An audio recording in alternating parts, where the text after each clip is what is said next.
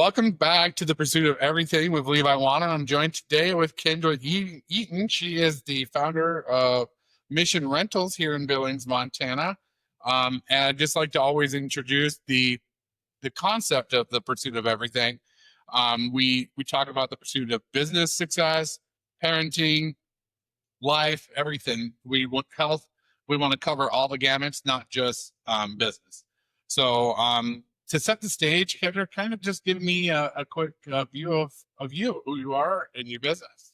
Yeah, my name's Kendra. I'm a mother of 3 young men and started my own business here in the last year.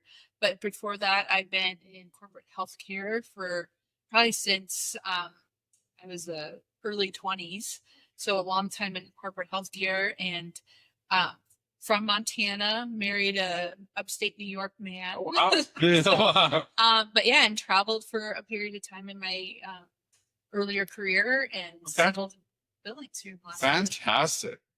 Tell me about the leap from corporate to this entrepreneur endeavor that you're doing. You were executive director in healthcare. What made you walk away from that career? Because that's a very successful career, and I've heard from people that you were very good at what you did. And what made you step into the business ownership game? That was not planned. So corporate healthcare, I always thought I would always be in corporate healthcare. I did love the relationships, the type of work I did. But I think there's a point where change. I had a death in my family about 2 years prior to that, and it just kind of made you look at the world differently and realize that life is very short. And so, are you happy in what you're doing now? And I think I kind of started asking myself that question. That's a crazy realization. I heard, I think it was Jesse Eisler say, if we're lucky, we live to 75. So like I just turned 49, which makes me super old. And it makes you think, you only have 26 summers. You only have, so many baseball games that go to for your kids and that kind of stuff. So that's a very powerful thing that you said to, like, you have to kind of evaluate life and what's important. Yeah. And I'm sure you were putting in long hours in the healthcare. Stress, just the amount of stress that you would do. And what I also recognized is I don't like to be part of change. I like to be a change maker. And there was days where I didn't feel like I had that opportunity as much as I wanted to. And so I think stepping out of that role, though it took a lot of tenacity and willpower, and I think just to grow from where I started to getting to that position was a lot of work, but I realized that I could do it in a different fashion, in a different setting as well, and be successful. Absolutely. And Cozy and I talk about this a lot. When you're in a big corporation like a healthcare or, a big business, we equate it to like you're in a cruise ship and you're making these really long, to make any change, it takes a long time and a lot of corporate ladders and that kind of thing. But when you're a business owner, we're the speedboats where if I see a pivot in the market or a different house plan or something that can change, we're able to make those changes quick. So if you have that in your personality, that's a great way to express yourself. You're able to be like, okay, I want to take my business this way. Yeah. Was there a lot of emotions tied up in that decision for you to jump out of that? I'm sure you made a lot of long-term friends. Yes. And I think I equate it to the grief process. It was identifying who you are once you've left that corporate, because that's who I was. I walked into the hospital every day. That was my world. You're kind of in this bubble when you're in the hospital. And then it's an ecosystem. It has its own. And when you leave and then trying to identify, like, who are you now? Because for the longest time, I would introduce myself as executive director of operations. And I feel like in the hospital system, your title is a big deal, right? Like invited to the meeting. If you're an MP, you get way more respect than a nurse, right? So, yeah. And so losing that identity and then trying to figure out where I wanted to go was, I literally remember sitting on my couch crying for 2 days. And my husband's like, did you make the right decision? And I'm like, yes, I'll get there. And then, just I reapplied for corporate positions. I was accepted to those positions. And then every time I came to actually like accepting the job offer, I just couldn't do it. I just said, this is not who I want to be right now. and my husband was super supportive. What I'm doing now was solely just a side business. I had no intentions of making it a full-time job. But then eventually some opportunities came and I just took the leap and here I am. So that's fantastic. And I've never been in healthcare. I try to stay away from the hospital as much as possible. But my wife comes from the healthcare and background, and she struggled with the same thing. That you're sucked in, and that's your world, and that's kind of, so I completely understand that process that you went through. Yeah. Did you have any fear, like financially? No, my husband and I, we had a financial planner, and honestly, we're smart individuals, and I think a lot of that was when we were in Baltimore, Maryland, and we lived there for 8 years, had all 3 of my children there, and when I said I want to raise my kids in Montana, I made a decision like yesterday. We sold our house, quit our jobs, Montana's a good sold the vehicle. Yeah. So many people move away. Yeah. And we moved to Montana without jobs, without any plans, like no furniture, nothing. And so we landed on our feet. My husband got a good job. I got a good job. And so I just knew that if you're smart and have the drive, you'll figure it out again. Yep. Right? And so I've never really had that concern ever. I like that. Yeah, absolutely. Yeah. So let's talk a little bit about Mission Rentals and what they do, and kind of just tell me what the mission of that is. Yeah. So I kind of started it with I've always liked weddings. I've always liked parties. My sister got married I've had a few weddings myself. Yeah. I also like parties. I like operations.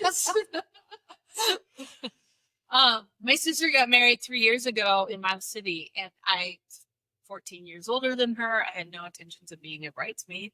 But I told her, let me run the show. And so that was kind of my step into just being the wedding planner, being the, coordinator and all that kind of stuff. And from that wedding, I was asked to take on 2 or 3 more weddings. Oh, cool. And so then it was like, okay, so people actually liked what I did. My sister loved it. And so I just took her stuff, put it on Facebook Marketplace, started renting it out through Facebook Marketplace.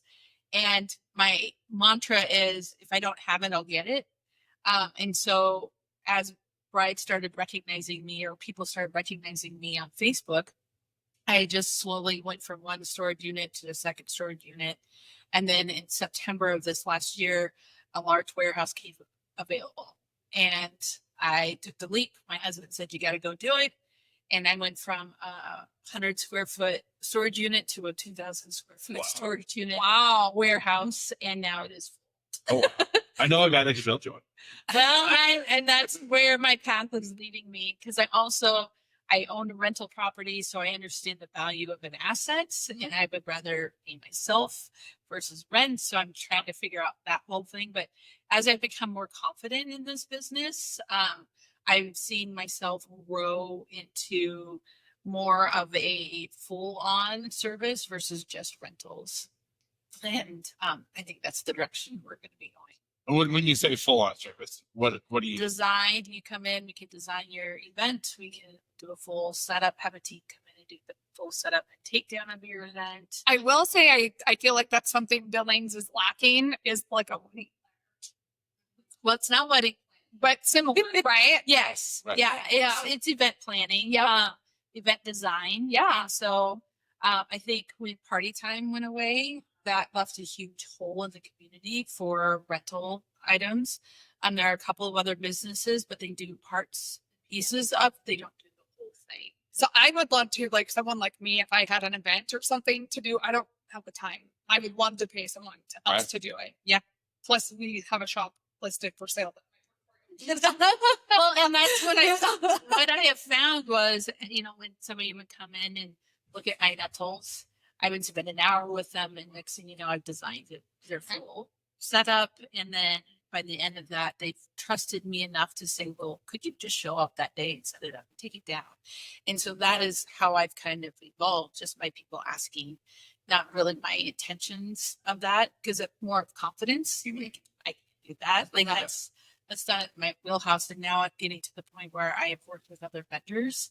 And as we have come together and just collaborating and all that stuff, we're finding these opportunities. Absolutely. And it's a stressful time, a wedding, or even we put on customer events. appreciation parties. And so it's a stressful time. And like for weddings, I thought you just showed up and drank with your arms. Like that's what I thought you did. That's what we do. Say no, it's just the microphone.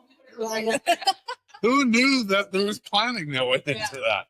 Well, even baby showers, funerals. I'm getting close to funerals. So because people aren't in that, they headspace. In that headspace, or they think it's bigger and more grander than it needs to be, right? And it's more work than it has to be. But if somebody who's in that world knows the vendors, knows how to pull it together, and does it quickly, people will pay for that. It's a service. It's a service that people that want. And my whole thing is, it doesn't have to be the $40,000 to $80,000 weddings. It could be. I mean, I service a lot of people that are DIY brides, and I can kind of help pull some, fill some holes. And so for me, it's not about budget. It's about what do you need and how can we help you. And that has to be very gratifying to help people take that off their plate in their happiest moments and their saddest moments if you're doing funerals. Yes. To help people through that process. So that's gotta be like personally. Oh, 100%. And I think taking that stress off when somebody can walk into my space and they have this the details that they're having to go through their head, and by the time then we're done, they mark off a huge chunk of their absolutely event. So let's talk about the shift from the corporate lifestyle to owning your own business and having a family, because most of us have kids and spouses. When you're working that corporate job, you have set times that you have to be there. How are you adjusting to that lifestyle? You are not making your own hours. Yeah, because we always joke people get into real estate because they love the TV shows and want to make their own schedule. Well, that's just you're at the schedule of your clients. Yeah. So how are you? I work more now. Yeah. But my boys are of built and strength that they can participate and help in that, and so having them come to my warehouse for a couple hours a day, so now I get to be with them more, even if I am spending more hours working. They're in their busiest time of their life with sports, and so I'm missing some things, right? But I think that's okay. All of us parents have to make sacrifices, and sometimes, when I look at the team and the families on our team, everyone's missing something because there are other priorities outside of that. But my kids know that I'm there for them, and the nice thing is, like this last weekend, I was able to offload a little bit so I could get away. And so sometimes it's just being more strategic and more, planning than I used to. Yeah, absolutely. Well, and I surround myself with strong women. I've got two very strong sisters and a very headstrong wife. So, and I think because I have boys as well, I think it's good for them to see that their mom's chasing their dream, their dream. So they feel empowered to go do the same thing. So we like to really promote that as well. And my sisters and wives won't let me not. So what does entrepreneurship look like for you? Besides, beyond the Instagram moments, the glamorous parts. I haven't any shocking and grows my hair in 2 years. Well, I see you today. Don't yeah. So today my kids even noticed that. They're like, "Mom, you wear athletic shorts and tank tops." And I'm in a warehouse. I'm lifting. I'm moving. To me, it's not about being glamorous. It's about I like this part of it. I grew up on a farm. I'm very much about getting sweaty and lifting stuff and being.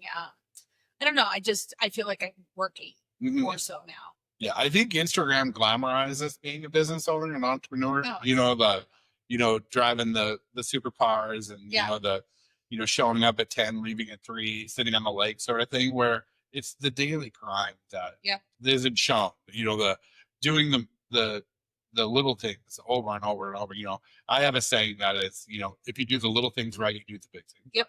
And that's the part that most people don't see is they don't see the day in and day out. You know, I'm here on the 4th of July, you know, paying vendors and subs and stuff like that. It's the not glamorous part of that. I think really it separates the true entrepreneurs from the, you know, the fake ones. Well, and I'm not afraid to let my clients see me like that because that's who I am. And I think Montana, you know, a lot of the clients that I have are, you know, salt of the earth. People work hard for their money. They want to spend it wisely. They're not getting somebody that's foofy. They're getting somebody that's like, let's make your dollar work for you and make it really pretty and have a nice, you know, have a nice event without spending, you know, all of your money. And so I show up as who I am. They don't get any foofiness and No to fluff. sell myself any different than who I am. I have what this is what you need. Exactly. And I'm a huge believer in that. I stay ready for golf. That's who I am. Also, I think from a sales point, and that's a really good like lesson for people to learn as far as sales is I literally am just 100% myself all the time. Yeah, you don't have to go in and act like you're Pretend. Yeah. Well, and I think that really benefited me when I was in my corporate career because I worked a lot with physicians. And so physicians want to be told the truth. They want to know what is what. They don't want to be sold something and then, you know, And they don't have time to say. Right. So my relationships with my providers was, here's who I am. I'll tell you it's not going to work and I can tell you it's not going to work out. And they trusted me and they believed in my message. And so that, I think that's where I carried that out. And busy people don't want those long drawn conversations like a physician. And I'm learning that I'm getting my pilot's license. And so, and we have one of my good friends is a developer and he's a pilot. And when he's on the phone, it's like, where he's at, what he needs. Yeah. Like, it's real quick. It's not, oh, how's your day? You know, like, what are you wearing? You just sort of, I think Cassie's seen that in my text. Okay, sure. I'll be there. Right? Yeah. I know, I'm probably just like, there's some sparkles here and shower that pops up there. It's like, I gotta work on that. No, be yourself. but if that's who you are. Yeah, I mean, I'm just that I'm very always in the field. direct communicator is what I've been told. Yeah. And that's fantastic. I love that though. Like clear is kind and beyond clear is unkind. And I think that there's like real kindness and clarity. Just even in conversation. I find that to be so important. And I'm learning that more and more and more as I'm stepping into roles that I'm stepping into. So like it's actually really kind to be clear. Yeah. Absolutely. I mean, the way I text is exactly what I can't spell and I don't want to. Like, and so, and I don't apologize about it. What's the toughest lesson that you learned so far in your journey of being a business owner? You're more exposed when you're a business owner versus where I was in a corporate. You can kind of hide under the levels. You can hide behind, Denver or corporate kind of thing. Here, you are the person, and so being a little bit more exposed in that. Social media can be kind, but it also can be harsh, and so trying to work every day with that kind of thought in the back of your head, right? Making decisions a little bit differently because of the potential. Where corporate, it was very easy to kind of hide behind a cloud. Absolutely. And you're definitely exposed. It's all you all the time. Yeah. You know, every decision that you make is under a microscope. Even the wrong ones. But you know, if you just learn from it and move on, everybody makes mistakes and everybody, you know, has those learning moments. Cozy has them every day. I actually really do. So that was going to be kind of my next question for you. We just had this conversation yesterday. Levi had to tell me like, hey, you do this all the time. You take on stuff and you stress about it and you don't need to. Yeah. Right. And he's like, you got to let it go because it's out of your control. Right. And I was like, okay, you're right. So, but do you have someone right now? Is it just you kind of working your business? Yes. Or do you have someone that can point those things out to you? Yeah, no, I mean my husband, but when it comes to, I have some collaborated with vendors that have become friends over time. And I think those individuals were all sole individual business owners. We don't have teams. We don't have, other people.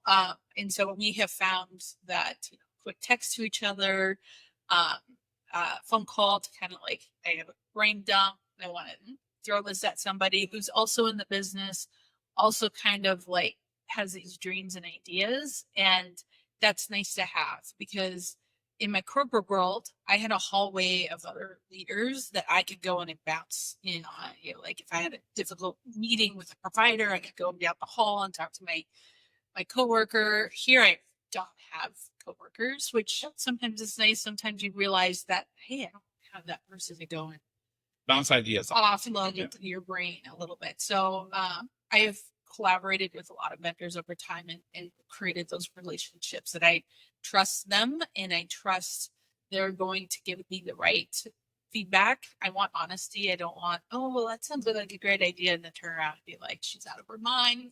Right. You know, I want somebody, the reason I'm coming to you is because I want full, honest feedback. So, yeah. I think that's super important to have that peer group to bounce ideas off. So Cozy and I are really lucky that we have each other. You know, just to vent, just to, you know, bounce ideas. I'll come up with an idea, and a month later, Cozy will say, "Hey, I've got this idea." You know, and honestly, even like in real estate, I have other real estate agents that I'm friends with that I'll call them too. And Levi does it with other builders. Well, I mean, So the thing is there's enough if you work together versus trying to like shield off people because you don't think there's or you think business it's your in town. competition. There's Yeah. competition, and you know, initially that's to be honest, it's like, okay, what do they do? And then you're like, you know what, we both need each other. Like there's things that they have that I don't have, and so you got to build those bridges and work with everyone, and eventually there's enough work and enough business for everyone, and you actually become more I don't want to say, like, to me, when we're all banded together, I just feel like there's more growth for all of us. Yeah. And I don't know, it just becomes stronger. And so I think that's who I'm looking for, are people that maybe even do the same stuff that we do, but how do we partner? Absolutely. It is important to have that abundance mindset. Yes. If you want somebody else to lose, I feel like the winning spirit like leaves. If you like, there's momentum. People can sense it. Yes, there's momentum. Yeah. Yeah, I think I'm really big on, you know, just your intentions, your thoughtfulness. If you're putting out good vibes, you're going to get them back. So, I mean, I want other builders and realtors to do well. I just want to do better. Yeah. I just want to do the best. I just want to win. I think there's like then that mentality that there's room for everyone at the top. Yeah. Like it's so easy. I heard this analogy one time where it's like it's so much easier to pull someone down off of a chair rather than pull someone up. But the reward that you get after pulling someone up is like tenfold. Absolutely. And to just see someone down. And it's takes super time. important. It's super important to get away from that crab in a bucket mentality. Yes. And get away from those people, because they'll drain your energy. They'll drain you have to stay around positive people that are moving in the same direction. Yeah. And well, when I was a leader in the healthcare forum, it was, I think one of the things my managers and directors that worked with me would say about me was I empowered them, because it made my job a lot easier when other people could do the job. They didn't need to do every little thing. It was like, you know, the work, you know what needs to get done. I trust you. If you need me, I'm here. And that plays into the work I'm doing now too, is like, you got to trust people. You've got to empower them, give them the confidence. It's only going to raise you up too. So I love that. Yeah, absolutely. And that kind of links into my next question. What do you feel is like your greatest strength in your journey so far? Is, you know, we always talk about the negatives. Yeah. So I think it's important that we talk about, what do you feel like your wheelhouse is for your?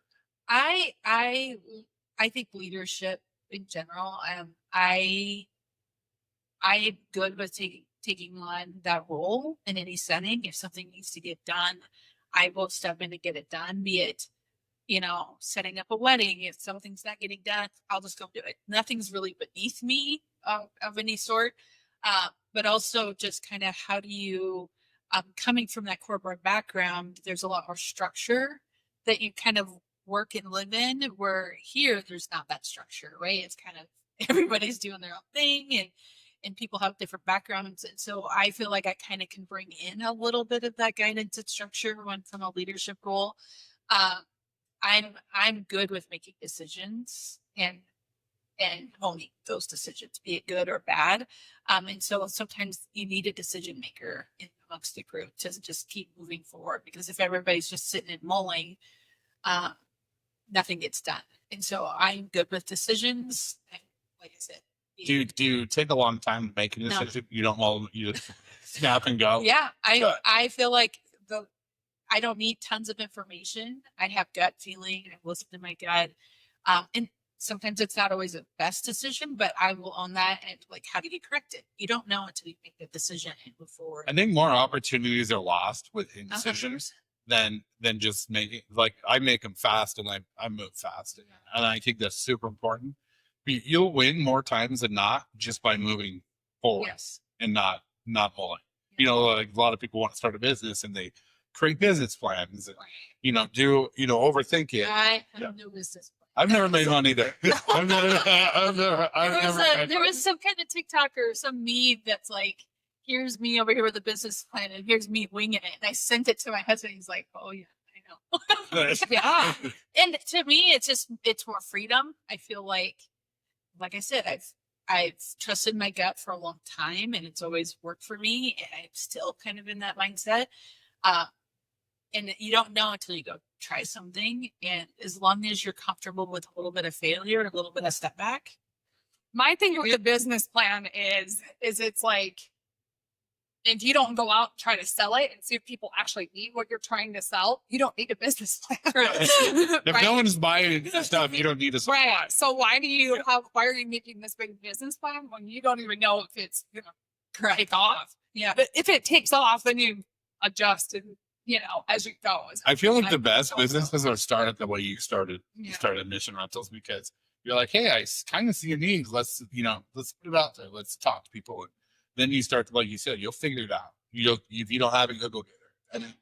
And then if you try to because you'll never see the fork in the road. You'll never see that corner that you're going to hit. You just kind of have to go and figure it out. Throw it against the wall.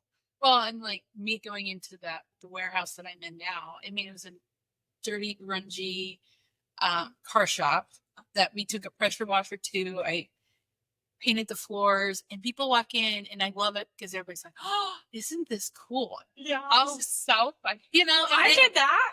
I was like, I love it here. Yeah. I mean, Oh. it's kind of got the setting of just, there's inventory, candle, all this pretty stuff. And it's just out there for everybody to see. And then I started renting my space because I'm like, well, if somebody needs a baby shower, bridal shower. And it's nothing fancy, but people were renting it. And so, yeah. But now I'm like, well, if I can make it work here, like, imagine if I actually had like paint on the wall, like, Right? and actually an environment that was a little bit more, to me, prettier, because I see all the dirty stuff where I shop. But so that's where I'm like, if I could do it in this shop, imagine what I could do. Or imagine if you just started having Mission rental shops all around town. Like Yeah. They used to rent. Yeah. Mission big. What are you? Yeah, I guess that was my next question for you because you mentioned earlier you're wanting to add, to your services. What are you adding? Well, I want people, I want when seeking somebody, like when they're out seeking a vendor to actually design, I want to be that person in that search engine to be like, oh, because right now you search rentals and it's just rentals, right? That's the name. It just kind of lends itself to, oh, she's got rentals, come in and rent some stuff. But I want people before they even get to that point to start going, I want somebody to actually help me design my event, right? And come with the ideas and really just trust this individual to be like, The process. right? And then have a team, right? Where it's not a structured team. It's more of a, oh, you need a florist. Here's some florists that I work with. Here are some day of planners. So that bride or whoever is putting that event on can come to one place and we pull all of the vendors together to make their event spectacular. So I kind of want to be that hub of, in lack of better words. And so that people, when they're looking at the very beginning of their process, I guess, more so. I feel like right now I'm kind of towards the latter part, right? And then I also, there's a need for smaller venues for events, birthdays, baby showers, bridal showers, funerals, all those kind of things, just little events. And I'm going to own that too. I want that to be a subset to my business, right? And then they can come in and look at decor, and they show up, everything's decorated, they just have fun, bring in their food, and then go home. And so that, to me, having that part is also crucial to my business. I see the value in that. Yeah. I think that's a great vision. And I'm just thinking out loud, like, because when I hear the name like Mission Rentals, like I don't know what we're renting. Yeah. Right? Like I thought you were renting trucks. So the way, and I think I told Cassie this, the way my name came up, because it was literally going to be just a side business, was we live on Mission Hills. Oh, Okay. And my 9-year-old boy at the time, the name that I wanted to name it couldn't say it. So I thought, well, we'll bag it. And so I'm like, well, we'll just be Mission Rentals because we live on Mission.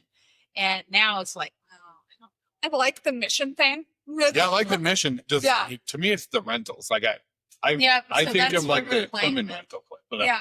Well, I get calls like, do you have excavators? Do you feel like, what about like mission events? Do you feel like you've like been doing enough that you made that mission thing kind of part of your brand where now would it be weird? And rentals, yeah. I feel so I've kind of played it off with some other people in the business, and they do feel that the rental piece is key because Mission Events and Company doesn't really lend itself to the a la carte rental piece of it, which has been very successful.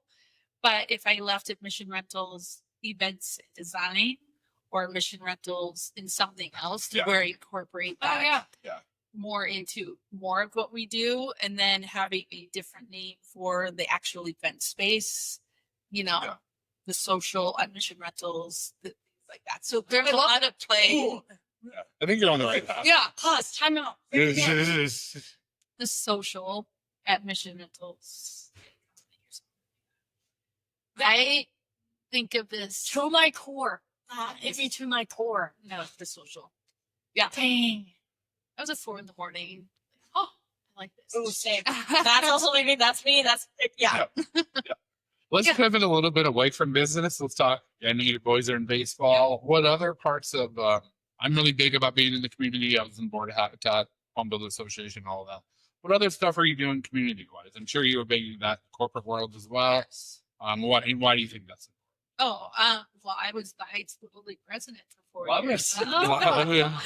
I think just getting out there and understanding where other people are coming from in your community helps kind of set your business up a little bit more because you know who's out there, what their needs are and stuff. So, for instance, being up a Little League board, just recognizing that, there's a place for all these kids to play sports, right? But not everybody has the means or the whereabouts to get to practice or get the right equipment. And so how do you make sure that those needs are met so that every kid has an opportunity? Because I think Billings specifically is so into travel and Legion and those are big ticket things. And you have to have a little bit of dinero to kind of be involved in those things. And there's probably a really good left-handed pitcher somewhere that can't afford glove. So how do you get them to that next level so they have opportunity and stuff? I've participated in Alzheimer's. I've helped the Alzheimer's office. Cool. I just think by being part of the community, it just kind of lends itself to being more aware of who makes them here. And bigger and better things for your business. I think it all kind of ties together. All right, we've got some closing questions, a little speed round action. Speed. And then the favorite one. Like my favorite one. If someone that's listening is stuck in their job, kind of like how you felt, what kind of advice would you tell them? Take a leap. Oh, what your favorite answer? I've had it multiple times. Yeah. Yes. Yeah, you have to just go, right? Yeah. Don't overthink it. Yep. I had to push Cozy to get their real estate license. It took me a long time. Well, and I think when you're in healthcare, specifically in Billings, Montana, you look at the two entities And you go, well, if I just go down the street, it's going to be the same stuff. Well, I never thought that leaving, I would not do healthcare ever again. Right. And now I'm like, I will never do healthcare ever again. And so it's just, I think people are, they need to have a roadmap. And no, you don't need a roadmap. If you're smart, you're driven, you have good support group, you can do it. Love that. I love that's a great answer. What is one thing that you wish you knew before you started? How to do books. It's awful. It's terrible. It's awful. Yeah, if you ignore it, it's not. Yeah. Which is a I know. Yeah, just the back end office stuff. I've never really had to do that. W-2 employee. I had a finance guy in my office next door. So now it's like actually doing the books and just having more support. A lot of business owners fail at that, and they put it off too long. Yeah. And getting the right guidance, accountants and bookkeepers.